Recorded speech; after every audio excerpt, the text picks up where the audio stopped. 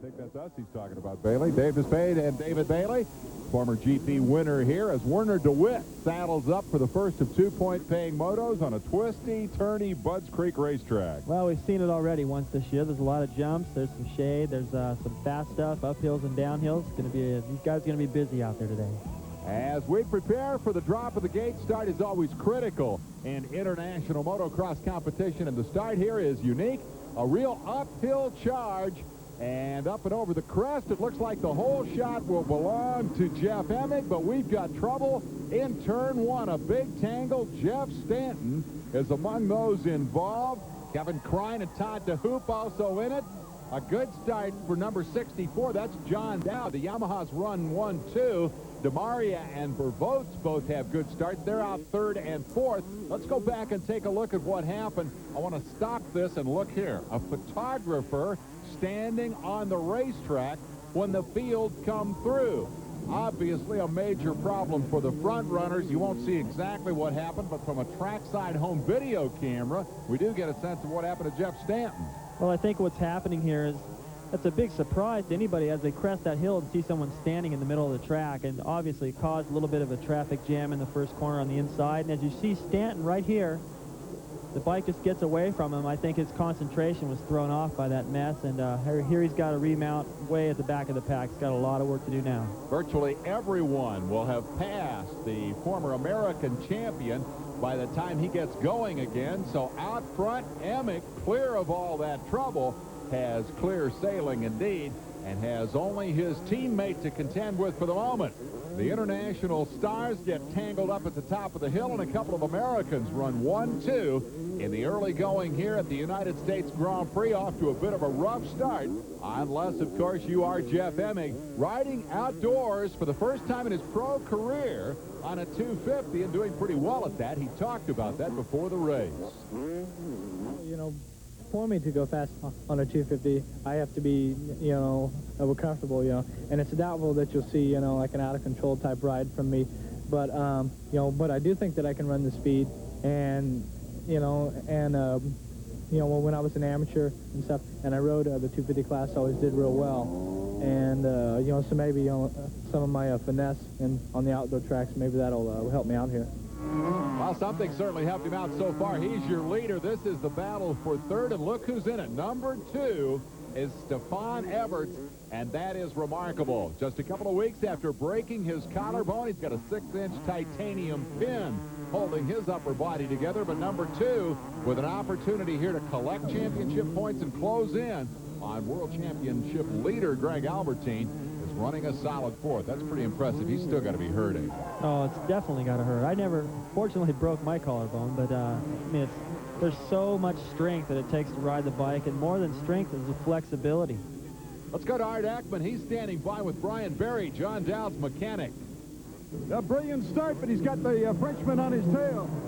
Yeah, I don't think he knows who he has on his tail. He doesn't know who any of these guys are, so maybe that's a good thing. If he doesn't know who they are, maybe he'll just keep going straight and chasing Emig because he knows Emig. So. Well, with a 30-minute moto, it's going to take a lot of endurance in this humidity.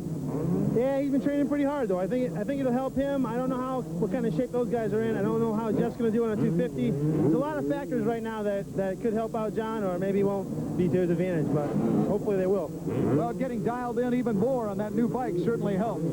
Yeah, we're looking forward to next weekend a lot. The point there, I think, being that not only are the Europeans worried about next week in the World Championship, but the Americans, like John Dowd here, number 64, are worried about the National Championship, which is what they receive their big bonus checks for. All right, looks like it's going to be Millville, and John Dowd's opportunity to get on that factory bike and go out there and show what he can do. Pretty good battle going on here between Bervoets on the Johnson BF8 Suzuki and his pursuer on the Kawasaki, Stefan Everts. And again, Everts is the remarkable story with that broken collarbone. We'll be back to see if he can hang on and see more of the GP action. Back at Budds Creek, Maryland, the USGP motocross, John Dowd circulating in second spot behind his teammate Jeff Emig, who has built a big lead. Marnique Bervoets continues to run in third spot, pursued by Stefan Everts, the man who is trying here to pull out a world championship, racing with a broken collarbone just 2 weeks after that fracture, and I find that pretty remarkable. That's amazing. The kind of athletes that these guys are. I mean, the ability to have so much strength to do what they're doing, and then to be able to do it while injured. I mean, like I said, I didn't break my collarbone. I have no idea how bad that feels, but I've ridden injured, and it's on your mind the whole time. It hurts. Never give up. That is the sign of a champion, and today Everts has two things working for him: his own courageous performance and the lousy start for the reigning world champ Greg Albertine. 10th at the end of the first lap and going backwards. Here is the guy, Werner de Witt, who hit the photographer at the top of the hill. That was the trigger for the big turn one pileup that dropped Jeff Stanton to the back of this pack. And de Witt has more problems. And now look at Everts. He's on the move, collarbone or no. He's out jumping Bervoets and taking over third spot. Pure heroics. Well, there's some of that effort he just talked about. I mean, to pass the guy on a jump, I mean, you know, that's got to hurt. It's got to hurt just to ride around. Then he out-jumps the guy and lands on the face of that hill, then goes off up in the air again into the corner and lands hard again. I think he can get away with it. He's one of the smoother riders out there on the track. Here's another look back. He reminds me a little bit of Jean-Michel Bayle. He's smoother. He's a little more clever. He tends to work really good with the bike, and that enables him probably to be able to get away with that pain. His body stays very still out there when he rides. He has another similarity to Jean-Michel Bayle, the past AMA Supercross champ, and that is that he's coming to America. All indications are that both Albertine, the reigning world champ, and this man, number 2 in the world, Stefan Everts, will both race full-time in America. Albertine is definitely coming next year, and Everts, it appears, will probably wait until 1996. He still wants to win that 250 World Championship before he makes the move. He's closing in on John Dowd. Dowd can hear the footsteps, I think. Oh, you bet.